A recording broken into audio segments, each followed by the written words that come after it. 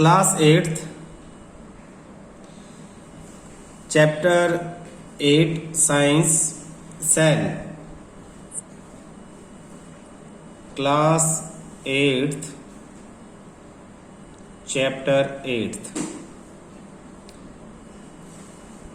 Component of cell. तो इसमें हम पढ़ेंगे सबसे पहले, अभी हमने सेल के बारे में सेल वॉल पढ़ा, सेल मेम्ब्रेन पढ़ा, हमने पढ़ा सेल वॉल सिर्फ प्लांट सेल में होती है, प्रोटेक्शन प्रोवाइड करती है।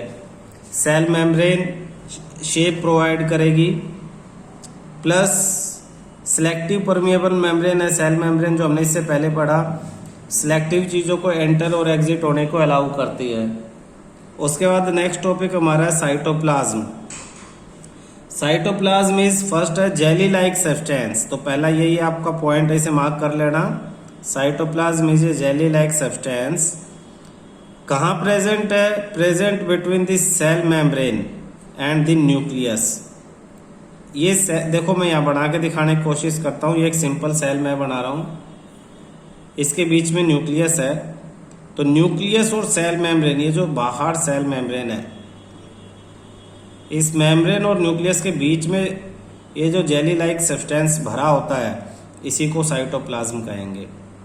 वेरियस अदर कंपोनेंट और ऑर्गेनल्स, सेल के बाकी जो ऑर्गेनल हैं सेल के, वो साइटोप्लाज्म के अंदर ही प्रेजेंट होते हैं। और ये ऑर्गेनल क्या क्या है, इनके नाम क्या क्या हैं?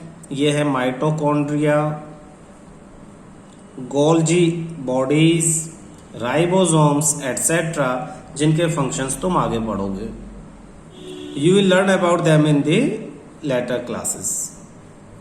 मेन जो हमने पढ़ा सेल के अंदर न्यूक्लियस, तो न्यूक्लियस का फंक्शन अभी हम पढ़ेंगे। What is nucleus? It is an important component of the living cell. First point, living cell का एक इंपॉर्टेंट कंपोनेंट है। It is generally spherical and located in the centre of the cell. Second point ये है कि generally, first point था ये, second यहाँ है। It is generally spherical shape में होता है और सेंटर में सेल के प्रेजेंट होता है। It can be stained and seen easily with the help of microscope. Third point, it can be stained. Stained का मतलब है कि हमने देखो, जब माइक्रोस्कोप में देखने के लिए स्लाइड बनाई थी, तो हमने उसमें कलर स्टेन ऐड किया था, ताकि सेल के पार्ट्स कलर एब्जॉर्ब करें और आराम से देख सके। तो जो सेल के पार्ट्स कलर एब्जॉर्ब कर लेते और कलरफुल होके वो सेपरेट दिखाई देते, उसी को स्टेन्ड कहते हैं। It can be stained and seen easily, आराम से आप इसे देख सकते हो माइक्रोस्कोप की हेल्प से। तो थर्ड पॉइंट है। Fourth, nucleus is separated from the cytoplasm by the membrane called the nuclear membrane. Nucleus और साइटोप्लाज्म के बीच में भी एक मेम्ब्रेन है, जिसे न्यूक्लियर मेम्ब्रेन कहेंगे। एक तरह से न्यूक्लियस की कवरिंग है, यानी देखो ये बीच में न्यूक्लियस पड़ा, न्यूक्लियस मटेरियल, इसकी एक कवरिंग होगी, जिसे न्यूक्लियर मेम्ब्रेन कहेंगे। इसके बाद साइटोप्लाज्म और उसके बाहर एक कवरिंग होगी, जिसे सेल मेम्ब्रेन कहेंगे। तो न्यूक्लियर मेम्ब्रेन, मेम्ब्रेन मतलब कवर, बहुत थिन लेयर, किसके ऊपर? न्यूक्लियस के ऊपर है, उसे न्यूक्लियर मेम्ब्रेन कहेंगे। तो आपका ये फोर्थ पॉइंट है कि nucleus is separated from the cytoplasm by the membrane called nuclear membrane. This membrane is also porous. इस मेम्ब्रेन में भी पोर्स है, पोर्स यानी छेद है बारीक बारीक, और ये भी अलाउ करती है मूवमेंट को मटेरियल के between this cytoplasm and inside the nucleus. यानी ये मेम्ब्रेन न्यूक्लियस के मटेरियल को साइटोप्लाज्म में और साइटोप्लाज्म से कुछ सिलेक्टिव मटेरियल्स को न्यूक्लियस के अंदर आने जाने को अलाउ करती है। जैसे सेल मेम्ब्रेन सेल से बाहर और सेल के अंदर मटेरियल को अलाउ करती है। With the microscope of the higher magnification, अगर आप बहुत हाई मैग्निफिकेशन का माइक्रोस्कोप यूज करें, we can see a smaller spherical body in the nucleus. हम न्यूक्लियस के अंदर भी एक स्फेरिकल बॉडी देखेंगे। समझो, सेल के अंदर न्यूक्लियस और न्यूक्लियस के अंदर भी एक स्फेरिकल बॉडी है, कॉल्ड द न्यूक्लियोलस, और इसे हम क्या कहेंगे? न्यूक्लियोलस। तो व्हाट इज न्यूक्लियोलस? यहां से मार्क करना। A smaller spherical body inside the nucleus is called nucleolus. In addition nucleus contain, और न्यूक्लियोलस के अलावा, इन एडिशन मतलब इसके अलावा, थ्रेड लाइक स्ट्रक्चर भी हैं, जिन्हें क्रोमोसोम्स कहते हैं। ये सब न्यूक्लियस के अंदर हैं, न्यूक्लियोलस, क्रोमोसोम्स। और chromosomes they carry genes, chromosomes के ऊपर जीन्स मिलते हैं, and help in inheritance of transfer of character from the parent to the offspring. और ये जीन्स क्या करते हैं, ये हेल्प करते हैं ताकि ट्रांसफर हो सके कैरेक्टर्स, मतलब आदतें, खासियतें, कोई भी हैबिट्स पेरेंट्स से उनके ऑफस्प्रिंग मतलब बच्चों में। पेरेंट की हैबिट्स बच्चों में दिखाई देती हैं, कई बच्चों के जो है वो फेस मैच करते हैं पेरेंट्स से, कई की आवाज़ मैच करती है, बहुत सारी हैबिट्स मैच करती हैं। तो मैचिंग किस वजह से करती है, जीन्स, सेम जीन्स होने की वजह से। जीन्स के ऊपर इंफॉर्मेशन है जो ट्रांसफर होती है one generation to other generation. Genes कहाँ पे है, क्रोमोजोम्स पे। क्रोमोजोम्स कहाँ है, न्यूक्लियस के अंदर। न्यूक्लियस कहाँ है, सेल के अंदर।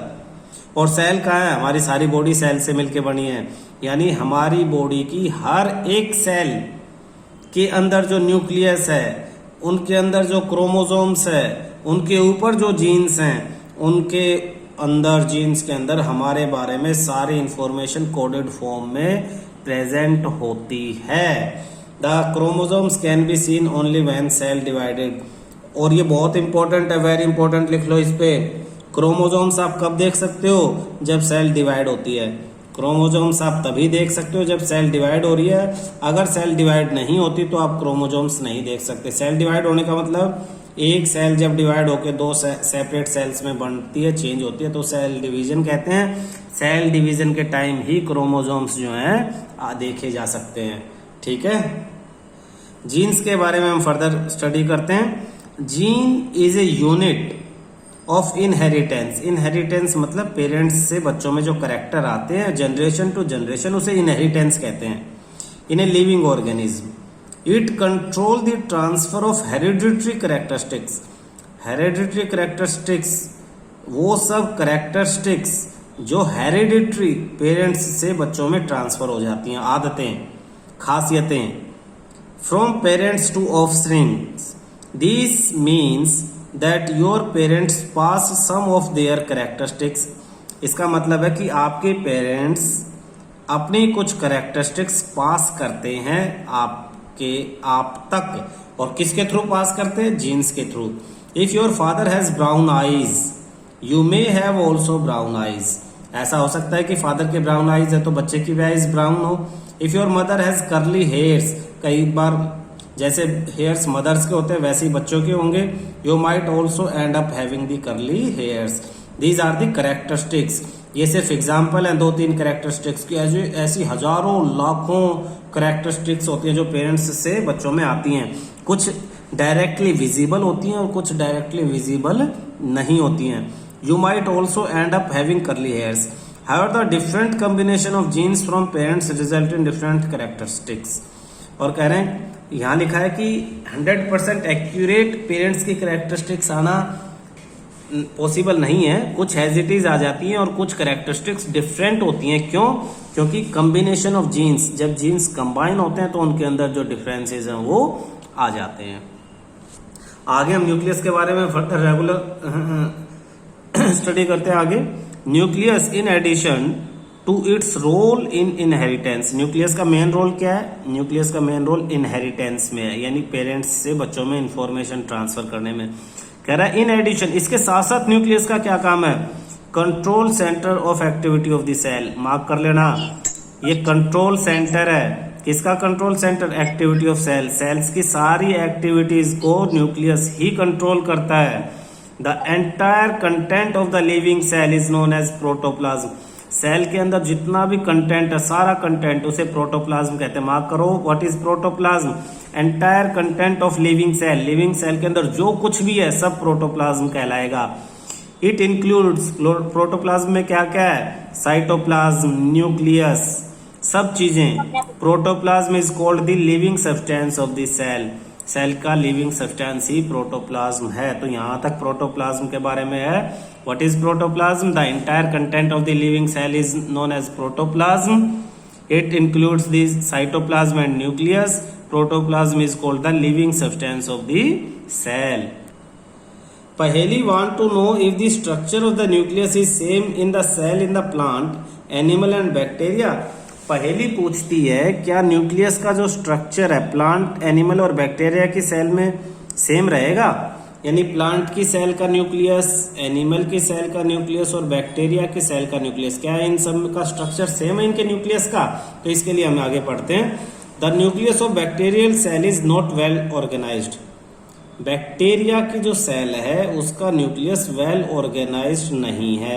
Like the cell of multicellular organism, जैसे मल्टीसेलुलर ऑर्गेनिज्म का न्यूक्लियस वेल ऑर्गेनाइज होता है। There is a no nuclear membrane, इनमें कोई न्यूक्लियर मेम्ब्रेन नहीं होती। किनमें? बैक्टीरिया में। बैक्टीरिया में न्यूक्लियर मेम्ब्रेन नहीं है। हमने थोड़ी देर पहले यहाँ पढ़ा था, न्यूक्लियस के ऊपर एक मेम्ब्रेन है, ये डायग्राम बनाया था। न्यूक्लियस के ऊपर जो मेम्ब्रेन है उसे न्यूक्लियर मेम्ब्रेन कहेंगे, लेकिन ये न्यूक्लियर मेम्ब्रेन बैक्टीरिया के न्यूक्लियस पे नहीं होती। The cell having nuclear material without nuclear membrane are termed as prokaryotic cell. तो ये मार्क करो यहाँ से, what is prokaryotic cell? Pro मतलब पहले की, जो वेल डिफाइंड नहीं है। तो ऐसी सेल जिनका न्यूक्लियर मटेरियल के ऊपर न्यूक्लियर मेम्ब्रेन नहीं है, विदाउट न्यूक्लियर मेम्ब्रेन, उन्हें प्रोकैरियोटिक सेल्स कहेंगे। और ऐसे ऑर्गेनिज्म जो इस तरह की सेल से मिलके बने हैं उन्हें प्रोकैरियोट्स कहेंगे। प्रो मतलब प्रिमिटिव और क्रियोन मतलब nucleus. Example bacteria, blue green algae, ये इसके एग्जाम्पल है किसके? प्रोकैरियोटिक्स। तो फर्स्ट ऑफ प्रो। तो जिनमें न्यूक्लियर मेम्ब्रेन नहीं है उन्हें तो कहा प्रोकैरियोटिक। अब जिनमें न्यूक्लियर मेम्ब्रेन है उन्हें क्या कहेंगे? उन्हें कहेंगे eukaryotic cell. The cells like onion cell, cheek cell having well organised nucleus with nuclear membrane are designated as eukaryotic cells. All organisms other than bacteria and blue green algae are eukaryotes. इन दोनों के अलावा सारे organism eukaryotes हैं। You मतलब true, crayon मतलब nucleus. True nucleus यानी nucleus completely जो है वेल डिजाइंड है, उसके ऊपर न्यूक्लियर मेम्ब्रेन है। तो prokaryotic and eukaryotic cells without nuclear membrane और ये विद न्यूक्लियर मेम्ब्रेन, दोनों में ये मेन डिफरेंस है। फर्स्ट के एग्जांपल है bacteria and blue green algae, और सेकंड में इनके अलावा सब लिविंग ऑर्गेनिज्म यूकैरियोट्स हैं। क्लियर है? While observing the onion cell under the microscope, did you notice any blank looking structure in the cytoplasm? It is called vacuole. कह रहा जब अनियन सेल को माइक्रोस्कोप में देखा, कौन सी सेल को? अनियन सेल्स को। कहाँ देखा? माइक्रोस्कोप में।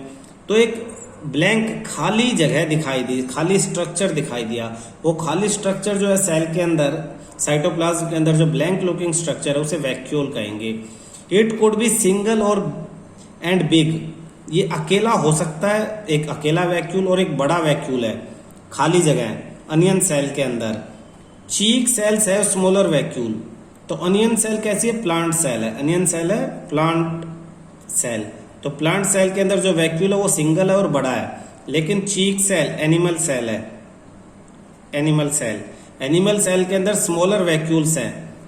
Large vacuole are common in plant cell, vacuoles in animal cell are much smaller. Animal cell का वैक्यूल छोटा है, प्लांट सेल का वैक्यूल बड़ा है।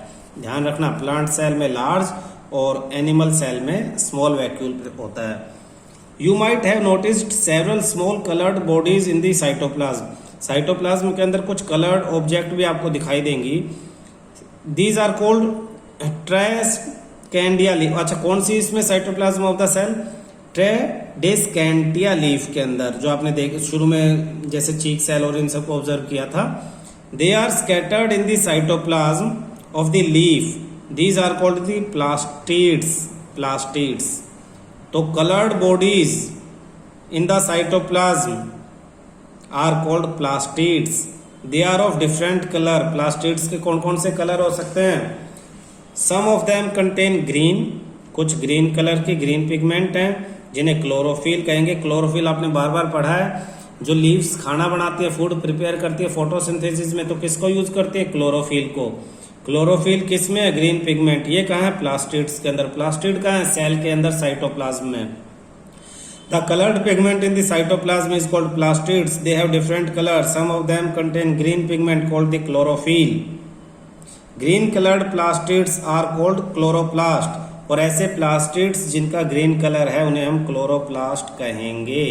What is chloroplast?